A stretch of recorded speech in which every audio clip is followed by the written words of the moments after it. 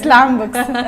అమ్మో ఎంత మార్కెటింగ్ అంటే ఆర్చిస్ వాళ్ళకి వేరే వాళ్ళందరికీ కూడా ఆ టైంలో ఫుల్ సూపర్ సేల్స్ వాళ్ళకి.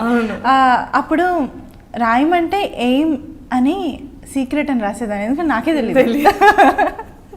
ఓకే, అలా ఏమంటారు స్కూల్ కంప్లీట్ అంటే స్కూలింగ్లో ఎలా ఉండేది? లైక్ స్కూల్ ఇప్పుడు ఇంట్లో వేరు, ఓకే ఏదో అల్లరి చేస్తావు అమ్మ నాన్నగారు, ఓకే స్కూల్లో ఎలా ఉండేదాన్ని? చాలా మంది మధ్యలో ఉండాలి, ఫ్రెండ్స్.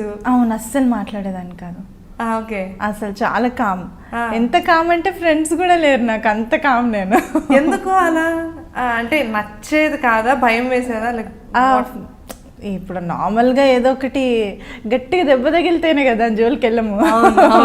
ఒకటి చాలు నాకు, ఒక డోస్ చాలు అనమాట. ఏం జరిగింది అలా? అంతలా ఏమీ కాదు, నాకు నార్మల్గా ఎవరికి ఇష్టం ఉండదు కదా ఇక్కడ చెప్పడం. సో నార్మల్గా వాళ్ళు బీటెక్లో కూడా ఆ చైల్డిష్ మెంటాలిటీ పోదు కదా చాలా మందికి. సో అలా చెప్తుంటే నాకు చిరాకు వచ్చేది అనమాట. ఓ వీళ్ళు కరెక్ట్ కాదు, వీళ్ళకి ఇంత ట్రస్ట్ చేశాను, వీళ్ళని వేస్ట్, నా టైం వేస్ట్ అయింది అని వదిలేస్తాను అంతే. దాంతో ఇంకెవరిని నమ్మబుద్ధి కాదనమాట. నమ్మబుద్ధి అంటే మాట్లాడతా ఫ్రీగానే, కానీ అంతే. ఎక్కడ ఉంచాలంటే పాపం వాళ్ళే ఉండిపోతారు నా రిజర్వ్నెస్ చూసి. ఎలా అంటే ఇప్పుడు కర్ణాటక సంగీతం నేర్చుకున్నావు సరే, బట్ సినిమా పాటలు అవి వింటూ ఉండేదాన్ని అప్పట్లో? Of course. కానీ కాంపిటీషన్స్ అంటే మనకి ట్రాక్లో పాడాలి, యూనో టెంపోతో ఈక్వల్గా పాడాలి, శృతిలో ఉండాలి, టెంపో శృతి రెండు కలిసి ఉండాలి. అప్పుడు ప్రాక్టీస్ ఎలా అంతా అది నాకు తెలియకుండానే నాకు వాళ్ళు లీడ్ ఇచ్చేది నాకు అర్థమైపోయేది. సో వినడం వల్ల కాదు, ఈవెన్ ప్రైవేట్ సాంగ్స్ ఎక్కువ అయ్యేవి అప్పుడు competitions. So private songs is completely art style, ఎవరిదో విని నేర్చుకోవడం అన్నది లేదు కాన్సెప్ట్. సో ఏ పాట మా టీచర్ నేర్పిస్తే టీచర్ లాగా అఫ్ కోర్స్ పాడలేము, అది మన స్టైల్ అయిపోతుంది. సో అప్పుడు private songs, patriotic songs, light music songs చాలా వచ్చు అనమాట. అంటే నేర్చుకునేదాన్ని నేను మేడం దగ్గరికి వెళ్ళి. సో అదేంటంటే కంప్లీట్లీ ఆర్ స్టైల్. ఆ సాంగ్ తీసుకున్నామంటే అది మన స్టైల్లోనే పాడి వినిపించాలి. అండ్ అది ఆర్కెస్ట్రా బిట్స్ కూడా ఆన్ ద స్టేజ్, ఆ రిహార్సల్స్ అవి ఉండేవి కావు ఫైనల్స్కి వచ్చేసరికి. ఆన్ ద స్టేజ్ ఇది నేను లోకల్గా అండ్ ఇంటర్ స్కూల్ జరిగే కాంపిటీషన్స్ గురించి చెప్తున్నాను, ఇంటర్ కాలేజ్ కాంపిటీషన్స్. వాళ్ళు లీడ్ ఇవ్వడం, మనం స్టార్ట్ చేయడం, అది కూడా కౌంట్స్, మార్క్స్ కౌంట్స్ అన్నమాట.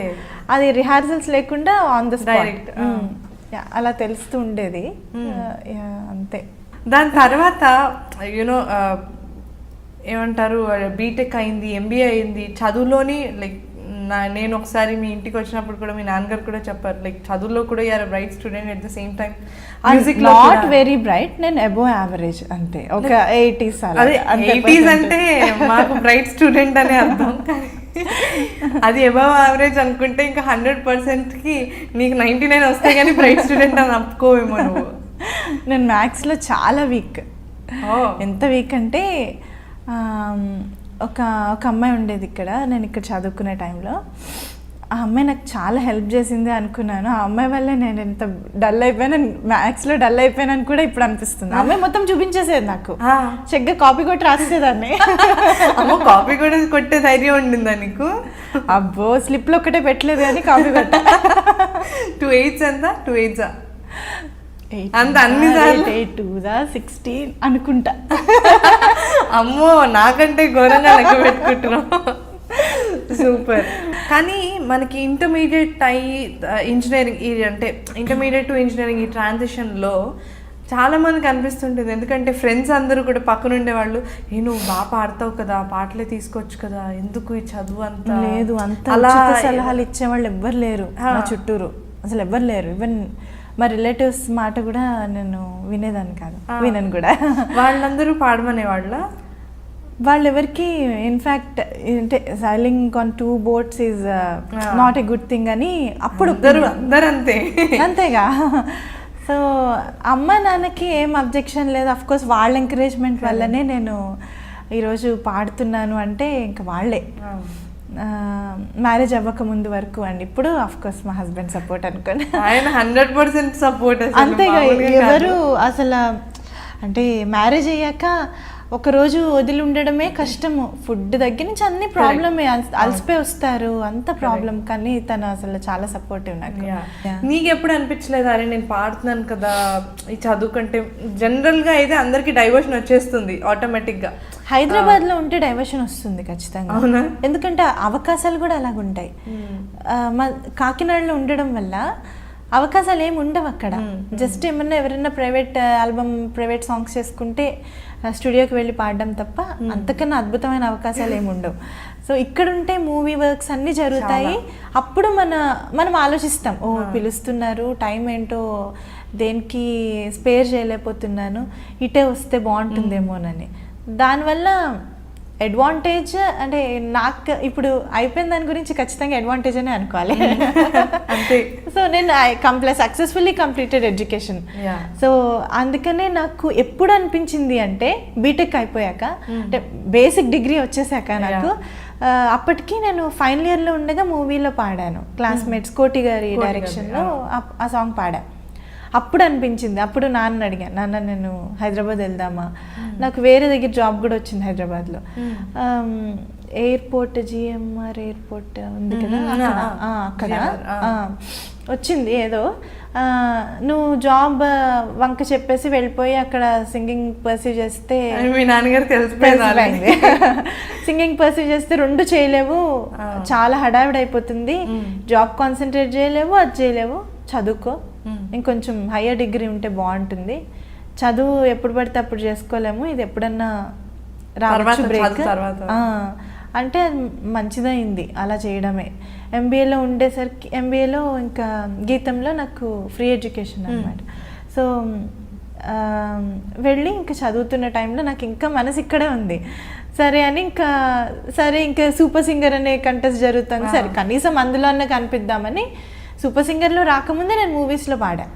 అది ఫస్ట్ అంటే ఫైనల్ ఇయర్ లో ఉన్నప్పుడు పాడావా? అది ఫైనల్ ఇయర్ లో ఉండే. ఓకే. ఎలా కోటి గారిని కలవడం కానీ? మామూలుగా వెళ్ళా రామానాయుడు స్టూడియోకి, డాడీ సీడీ తీసుకుని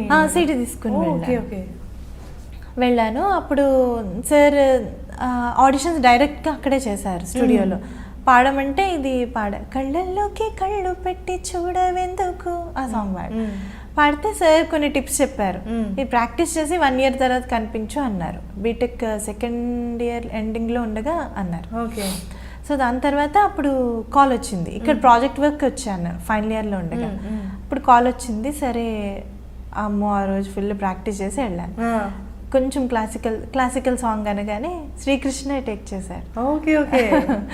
సో ఫుల్ ప్రాక్టీస్ చేసి వెళ్తే అది మౌనం ఎందుకు ఆ పాట. సో అయిపోయాక ఇంటికి వచ్చేసా, మామూలు కాకినాడ ప్రాజెక్ట్ వర్క్ కూడా అయిపోయింది. కాకినాడ వచ్చేసాక అప్పుడు కాల్ వచ్చింది, మల్లికార్జున్ సార్ చేశారు, మల్లికార్జున్ గారు చేసి, అంజనా చాలా బాగా పాడావు అంజనా, ఆయనతో డ్యూయట్. సో అంటే నాకు అర్థం కాలేదు, నీ పాట మౌనం ఎందుకు మాట్లాడేందుకు కోటి గారికి పాడావు కదా అంటే, ఓ థ్యాంక్ యూ సార్ అన్న. నాకు తెలియదు అసలు, అంటే నా వాయిస్ ఫైనల్ అని తెలియదు నాకు, వేరే పెద్ద సింగర్ పాడతారు అని చెప్పారు, ట్రాక్ అనే చెప్పారు. సో చాలా నచ్చి శ్రవంతి రవికిషోర్ గారు కూడా డబ్బింగ్ చెప్తావా అని అడిగారు. అంటే నాకు అప్పుడు ఎగ్జామ్స్ ఫైనల్ ఇయర్లో ఎలా ఉంటుంది తెలుసు కదా, ల్యాబ్ ఎగ్జామ్స్ మామూలుగా ఉండదు, టార్చర్ అనమాట. సో కుదరట్లేదు సార్ అని చెప్పేసి ఆడియో లాంచ్కి వెళ్ళాను. I'm super happy. తప్పకుండా. మౌనమెందుకు మాట్లాడవెందుకు, దూరమెందుకు దరి చేరవెందుకు, ఎదమారు మూల ఉన్న మాట దాచి ఉంచకు, ఎదురైన వేళ అదుపు దాటి చేరవెందుకు, మౌనమెందుకు మాట్లాడవెందుకు. దాని తర్వాత సూపర్ సింగర్ ఎంబీఏ ఫస్ట్ ఇయర్లో చేసావు కదా, అది అయిన తర్వాత అంటే ఆల్మోస్ట్ ఇంకా సూపర్ సింగర్ అంటే ఆ క్రేజ్ అది వచ్చేసిన తర్వాత అప్పుడు కూడా అనిపించలేదా, అరే నేను అనవసరంగా ఇది చదువులోకి వచ్చేసానేమో? అనిపించలేదు, ఎందుకంటే నేను ఎంబీఏ చాలా ఎంజాయ్ చేశాను చదవడం. నాకు ఇన్ఫాక్ట్ నా ఫీల్డ్ ఆఫ్ ఇంట్రెస్ట్ ఏంటి అని కూడా తెలిసిపోయింది నాకు. సో నన్ను నేను డిస్కవర్ చేసాను. ఫైనల్లీ నీ ఫీల్డ్ ఆఫ్ ఇంట్రెస్ట్ ఏంటి అని తెలిసింది? Creative job, anything creative. Super. So MBA is all about creating కదా. అండ్ అంటే I discovered myself in different field అని అనిపించింది. So no repentance. Super.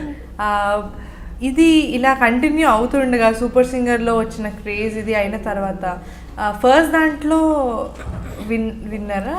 First దాంట్లో రన్నర్ నేను, 4లో విన్నర్ అండ్ 7లో 7 చాలా మంచి పేరు తీసుకొచ్చింది. 7 ఇస్ లైక్ రీసెంట్ గా అయింది. 7 is like all with playback singers కదా, అది అసలు చాలా మంది ఫాలో అయ్యారు. అంతమంది తెలిసిన వాళ్ళు ఒకే దగ్గర ఉండేసరికి ఆ ఫాలోయింగ్ అండ్ మంచి మంచి పాటలు పాడే ఛాన్స్ కదా, ఎప్పుడు పాడని పాటలు అవును ఆ పర్టికులర్ సిరీస్ లో పాడారు. నాకు గుర్తుండి ఒక డ్యూయట్ ఒకటి ఉంటుంది, నేను శ్రీకృష్ణ పాడా, చుక్కల్లారా ఒకటి, తర్వాత ఇంకొకటి చాలా మంచి పాటలు పాడాను. దళపతిలో దళపతిలో కూడా పాడారా? సింగరాల పైరల్ అదా? అది కాదే, ఒక పాట ఏంటి, స్వర్ణలత గారు. స్వర్ణలత గారు, అవును, ఏదో ఒక పాట చిన్న బిట్ వస్తుంది. అవును, ఇలాంటివి ఏవేవో నాకు కూడా గుర్తున్నాయి చాలా. అలా చాలా మంది అంటే తెలిసి చేస్తారో తెలియక చేస్తారో కానీ ఏదో ఈజీగా అనడానికి బాగుంది కదా అని చెప్పి అనేస్తూ ఉంటారు. ఆవిడ వాయిస్ లో ఉంది, నువ్వు ఆవిడలాగా పాడుతున్నావే అంటే మనకు అనిపిస్తుంటుంది, అరే నేను కదా పాడాను, ఈ పాట నేను కదా ఇది చేశాను అని చెప్పి. అలా అంటే ఇప్పుడు కాంపిటీషన్స్లో పాడేటప్పుడు జనరల్గా వాళ్ళు కొన్ని సాంగ్స్ వాళ్ళు ఇస్తారు అని అంటారు, అలా నీకేమైనా ఇచ్చారా మరి? అంటే ఎవరు కాంపిటీషన్లో పాడడానికి ఇప్పుడు సూపర్ సింగర్ కానీ? ఇదంతా మ్యూచువల్ గా ఉంటుంది సూపర్ సింగర్ లో. నాకు తెలిసింది సూపర్ సింగర్ అంతకు ముందు పాడుతా తీగ వీళ్ళు ఊరికే లిస్ట్ ఇచ్చేసేవారు. So patriotic songs 10, folk songs 15, ఇలా డ్యూయట్స్ ఒక 10, ఇలా ఫోకిష్ డ్యూయట్స్, ఇలా ఫోకిష్ సోలోస్, మెలోడీస్, ఇలాగా ఒక లిస్ట్ ఇచ్చేసేవారు అంతే. అది మన ఇష్టం. ఫైనల్ గా వాళ్ళే సెలెక్ట్ చేస్తారు అందులో.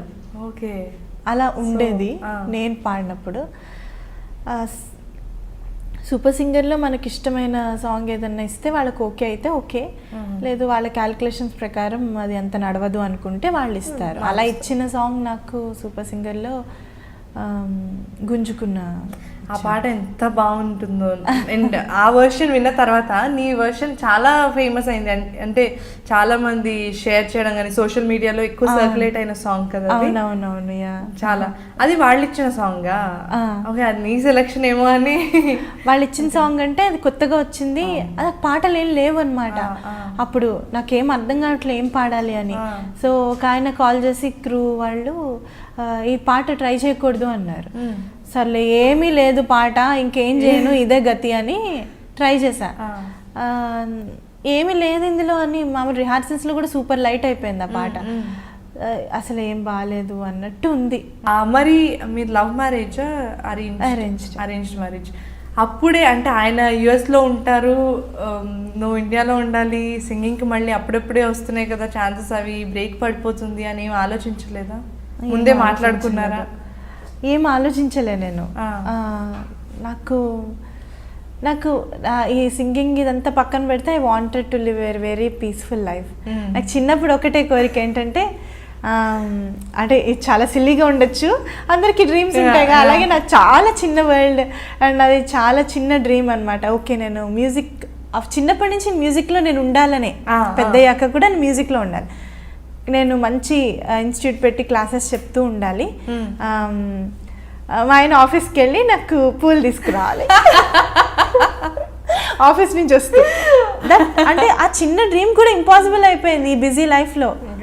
ఎందుకు అంటే యుఎస్లో ఎక్కడ పూలు దొరుకుతాయి, ఆయన వచ్చి నీతో టైం స్పెండ్ చేయడమే, అంతకు మించి ఏముండదు. సో చాలా చిన్న డ్రీమ్ నాది. సో నేను అంత పెద్దగా ఏం ఆలోచించలేవు. సో ఫైనల్లీ ఫుల్ఫిల్ అయిందా లేదా? ఎప్పుడైనా తెచ్చిచ్చారా లేదా? అయ్యయ్యో రవి గారు ఏంటండి ఇలా చేశారు, ఈసారి ఇండియా వచ్చినప్పుడు కొనివ్వండి పోనీ. అప్పుడు ఇక్కడ ఆయనకి పాపం జాబ్ ఉండదు, హాలిడే లీవ్ పెట్టుకుని వస్తారు కదా. అయినా కూడా ఆఫీస్కి వెళ్ళాలి ఆ డ్రీమ్ ప్రకారం. డ్రీమ్ ఒక రోజు ఫుల్ఫిల్ చేయండి, ఏదో ఒక ఆఫీస్కి వెళ్ళండి, రోజంతా ఉండండి, ఈవినింగ్ వచ్చేయండి. అంతలోపు నువ్వు కూడా ఏదో ఒక క్లాస్ చెప్పేసే, శ్రీమతికే చెప్పే పోనీ. చెప్పేస్తా, ఏముంది మా అమ్మ నాన్న శ్రీమతి ముగ్గురిని కూర్చోబెట్టి చెప్తా. ఇక్కడ చాలా మంచి పాటలు పాడావు, అంటే ఇక్కడ నాకు తెలిసి యూఎస్ వెళ్ళిన తర్వాత పాడావా? అనూప్ రూబెన్స్ గారికి, మిక్కీ గారికి షటిల్ చేస్తూనే. ఓకే ఓకే, మంచి మంచి పాటలు పాడావు. ఫస్ట్ అనూప్ గారిని ఎలా కలిసావు? సార్ ఫస్ట్ మామూలుగా కాల్ చేశారు సార్, ఇవ్వలే సార్, అసిస్టెంట్ కాల్ చేశారు. కాల్ చేస్తే అప్పుడు వెళ్ళాను. చాలామంది ఉన్నారు అక్కడ ఆ రూమ్లో. నేను పాడాల్సిన రూమ్కి వెళ్ళి ప్రేమ కావాలి మూవీలో సాంగ్ పాడా.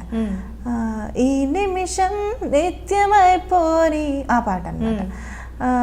సార్ ఒక డిఫరెంట్ స్టైల్లో కావాలి అన్నారు, ఇలా పాడాలి అని చెప్పారు. నేను ఇంకా పాడాను, చాలా కూల్గా ఉంటుంది అంటే.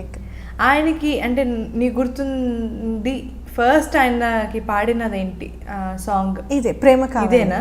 ఈ నిమిషం నిత్యం అయిపోయి. ఓకే, దాని తర్వాత మళ్ళీ మంచి నాకు తెలిసి ఒక పాట సుకుమారుల్లో ఒక సోలో పాడాను, కృష్ణుడిది ఒక పాట. అవునవును, యా చాలా బాగుంటుంది ఆ పాట. ఆ పాట ఒక 2 లైన్స్ పాడు. Yeah sure. మనసులను వేలే, మాటలను వేలే, కనులను వేలే, కలలోను వేలే, తనువే నాట్యం చేసేని, నీ పేరు వింటే తనువే నాట్యం చేసేని. ఇది ఇలా ఎన్ని మంచి పాటలు పాడుతున్నావు, బట్ ఒక మ్యూజిషియన్గా ఒక పర్సనల్ లైకింగ్ కానీ లేకపోతే ఒక జానర్ కానీ ఉంటుంది.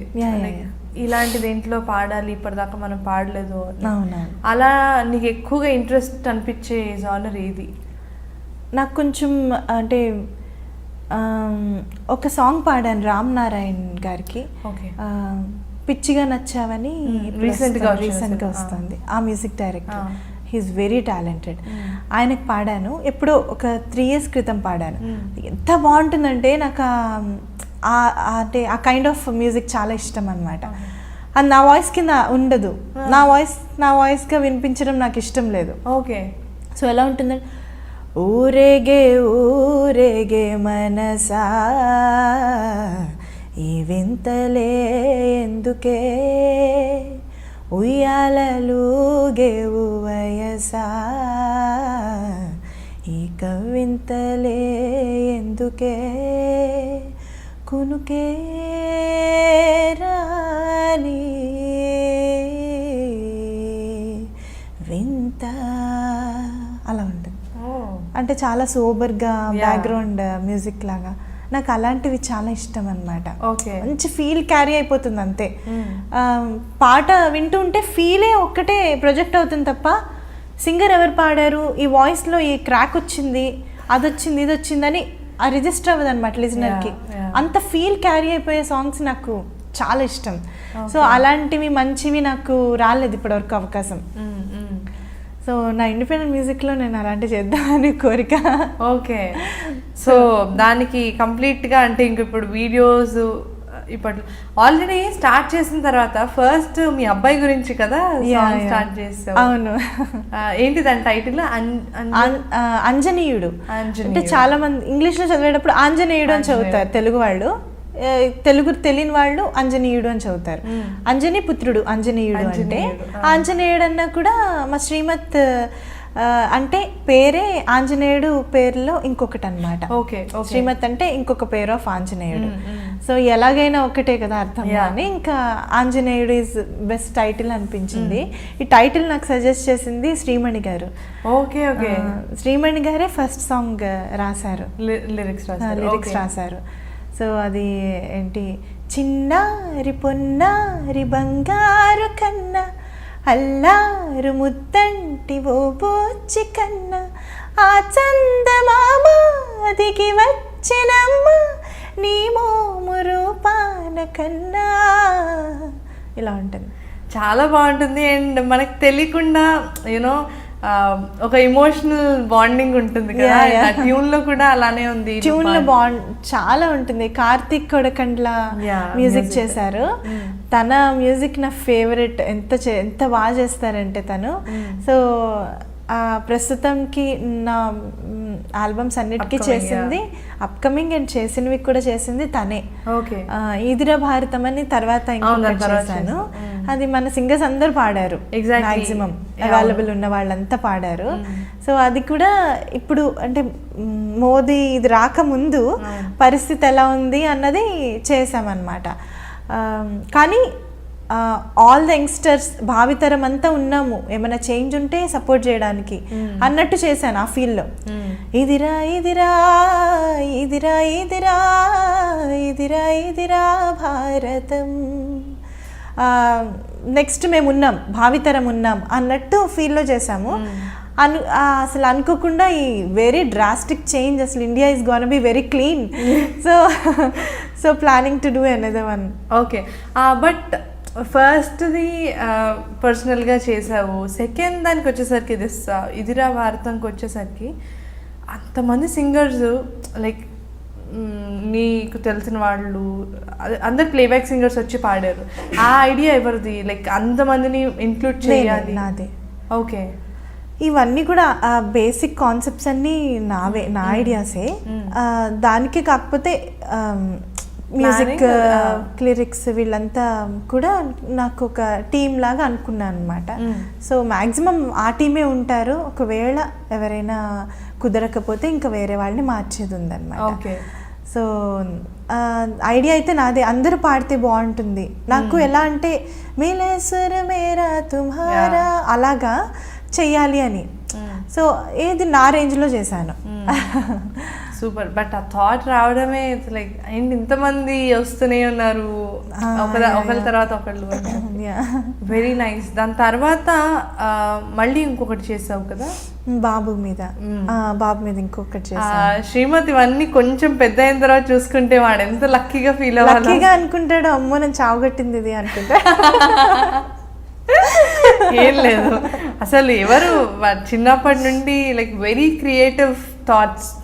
నేను చూసాను కదా తనకి ఒక కంప్లీట్ ఒక మీ హస్బెండ్ ఒక ఫోటో షూట్ చేయడం, తనకి తన ప్యాషన్ ఫోటోగ్రఫీ మా ఆయనది. సో తను ఫొటోస్ తీయడం, అది నాకేమో ఫొటోస్ తీయమంటాడు నన్ను, నాకేమో ఇక్కడికి వస్తే కెమెరా అన్ని ఇస్తాడు పాపం. ఆయన నాకు బద్ధకం తీయడం. సో నాకేంటంటే నాకు అబ్బా ఫొటోస్ తీస్తే అసలు ఒక చోట ఉండరు కదా, ఎలా తీస్తాం, అంత ఓపిక సహనం నాకు అస్సలు లేదు. నాకేంటంటే ఎవ్రీ బర్త్డేకి వాడికి కనీసం 3 years వరకు ఇలా మెటీరియలిస్టిక్ థింగ్స్ ఇచ్చే కన్నా ఇలాగేమన్నా, నేను బర్త్డే కూడా ఏమీ ధూమ్ధామ్గా చేయను అనమాట. నాకు అంటే అదేదో కొంచెం ఉపయోగపడేది చేయొచ్చు కదా అని. సో నేను వాడి బర్త్డేకి ఒక క్రియేటివ్గా ఒక సాంగ్ ఇద్దాము గిఫ్ట్గా, అది లైఫ్ లాంగ్ గుర్తుండిపోతుంది, లైఫ్ లాంగ్ ఎప్పటికీ ఉండిపోతుంది, generations, it goes for generations. So అందుకని నేను నాకు అలా చేద్దామని ప్లాన్ అనమాట. సెకండ్ సాంగ్, ఫస్ట్ సాంగ్ విన్నప్పుడు ఒక ఆంటీ అన్నారనమాట, ఓ ఇంకొక చరణం ఉందా అమ్మా అన్నారు. ఓ వీళ్ళు ఇలా ఫీల్ అవుతున్నారనమాట అని సెకండ్ సాంగ్ ఒక చరణమే చేశా. వెన్నెలే కురిసెనిలా నీ చిరు నవ్వులా, ప్రేమలే విరిసెనిలా బుడి బుడి అడుగులా, ఏ జన్మ పుణ్యమో పొందాము నిన్నెలా, ఈ అమ్మ కళ్ళలో ఆనందమే అలా, నీ ముద్దు మాటలన్నీ సందడెంత చేసేలా, మా ఇంట కృష్ణుడై శ్రీమత్ ఎదిగావిలా. అలా శ్రీమత్ అన్న వర్డ్ ప్రతి సాంగ్ లో వచ్చేలాగా ఐ మేక్ ష్యూర్. కస్టమైజ్ చేసుకోవడం కదా, కస్టమైజ్ అంతే ఇంకా. అండ్ ఇవన్నీ ఇది చేస్తుంటే చాలా మందికి తెలియదు ఏంటంటే ఇంకొక టాలెంట్, లైక్ అందరికీ అంజనా సమయ ఇస్ వెరీ క్రియేటివ్ అని తెలుసు, బట్ నాకు తెలిసి నువ్వు పెట్టే ఫొటోస్లో వాటిలో కూడా చాలామంది కమెంట్స్ చేస్తూ ఉంటారు, అరే ఈ డ్రెస్ చాలా బాగుంది అని. చాలామందికి తెలియదు ఏంటంటే నీ డ్రెస్సెస్ ఆల్మోస్ట్ నువ్వే డిజైన్ చేసుకుంటావు, ఎక్కువ చేసుకునేదాన్ని. ఇప్పుడు అసలు టైం ఉండట్లేదు. మా అబ్బాయి పుట్టిన ముందు వరకు నేనే చేసుకునేదాన్ని, నాకు ఇష్టం డిజైన్ చేసుకోవడం. ఏం లేదు, డిజైన్ చేసుకోవడం ఏముంది, మన చుట్టూరు ఉన్నదాన్ని మనం వేసుకునేదాన్ని బ్యూటిఫుల్గా చేసుకోవడం, మనకి ఇష్టమైనట్టు మనం చేసుకోవడం డిజైనింగ్ అంతే. ఎంత ఈజీగా చెప్పేసింది డిజైన్. సో ఇప్పుడు టైం ఉండట్లేదు నాకు. సో ఇప్పుడు నా ఆల్బమ్స్ అన్నిటికీ కొంచెం వేరే వాళ్ళు డిజైన్ చేస్తున్నారు. ఓకే, వాళ్ళకి కర్టసీ నేను క్రెడిట్స్ ఇస్తున్నాను. సో అలాగ అయిపోతుంది, టైం ఉండట్లేదు కౌముది అసలు డిజైన్ చేసుకోవడానికి. ఎంత ఇష్టం ఉన్నా కూడా కొన్ని అసలు అవ్వట్లేదు. ఆ టైంలో ఇంకొక పాట నేర్చుకోవచ్చు కదా అన్నట్టు ఆ టైం అలా కేటాయిస్తున్నాను అనమాట. ఇలా వెళ్తూ like everything is going good. But ఒక చిన్న డౌట్ ఏంటంటే, మీ అందరూ కూడా ఆల్రెడీ ఎస్టాబ్లిష్డ్ సింగర్స్, అందరికీ తెలుసు. మీరు ఒక క్వశ్చన్ రైజ్ అవుతూ ఉంటుంది ఏంటంటే, చాలామంది కొత్త సింగర్స్ వస్తూ ఉంటారు కదా, మరి మీరు మిమ్మల్ని ఎలా అప్డేట్ చేసుకుంటూ ఉంటుంటారు? లైక్ వాళ్ళకంటే ఆబ్వియస్లీ మీరు ముందు వచ్చారు, ఇప్పుడు వస్తున్న వరల్డ్ మ్యూజిక్కి అప్డేట్ అవుతూ ఉండడం కోసం ఎలాంటివి వింటూ ఉంటారు, ఎలాంటి టెక్నికాలిటీస్ ఫాలో అవుతూ ఉంటారు? నార్మల్గా ఇంకా అన్ని రకాల మ్యూజిక్ వింటూ ఉంటాం, అది కామన్ అందరూ చేసేది. కానీ నాకైతే అప్డేట్ అవుతూ ఉండాలి, ఖచ్చితంగా అప్డేట్ అవుతూ ఉండాలన్నది అది వెరీ మ్యాండేటరీ. కానీ దాని గురించి స్పెషల్గా కృషి చేసి ఎలాగైనా సరే లైమ్లైట్లో ఉండాలి, అప్డేట్ అవుతూ ఉండాలి అన్న పర్వెటెడ్నెస్ నాకు లేదు. సో అది సారీ టు సే దట్ అది పర్వెటెడ్నెస్ అనిపిస్తుంది నాకు. లైమ్లైట్లో ఉండాలి, క్రియేటివ్గా చేయాలి. అన్లెస్ నీకు ఇష్టమైనంత వరకు అది చెయ్యి, ఇష్టం లేనిది ఎలాగైనా సరే లైమ్లైట్లో ఉండాలి అని పిచ్చిగా చేయొద్దు. సో ఇష్టమైన చెయ్యి. ఓకే, నిన్ను ఇష్టపడేవాళ్ళు నిన్న 100 మంది ఉన్నారు, ఈరోజు 10 మందికి తగ్గిపోయారు, వాళ్ళు ట్రూ. సో ఐ డోంట్ అంటే నిజంగా ఎవరికి వాళ్ళు నన్నుగా ఇష్టపడరు, అంజనా సౌమ్యాన్ని ఇష్టపడరు. జస్ట్ వాయిస్ ఇష్టపడతారు, నా కాన్సెప్ట్స్ ఇష్టపడతారు, నా పర్సనాలిటీ ఇష్టపడతారు, అంతే. అదే నేను ఇంపార్టెన్స్ ఇస్తాను. సో ఈ 90 మంది పోయారే, వెళ్ళిపోయారే అన్న బెంగ, ఆతృత అదంతా నాకేమీ లేదు. సో నేను అన్లెస్ నాకు ఎప్పుడైతే మ్యూజిక్ మీద ఇంట్రెస్ట్ తగ్గదో అంతవరకు నేను ఐఎమ్ వెరీ హ్యాపీ. అండ్ అది లైఫ్ లాంగ్ నాకు తగ్గదు. సూపర్. మేబీ ఇదే రీజన్ ఏమో నువ్వు చాలా హాయిగా నవ్వుతూ ఎప్పుడూ ప్రశాంతంగా కనిపించడానికి ఉండడానికి కూడా.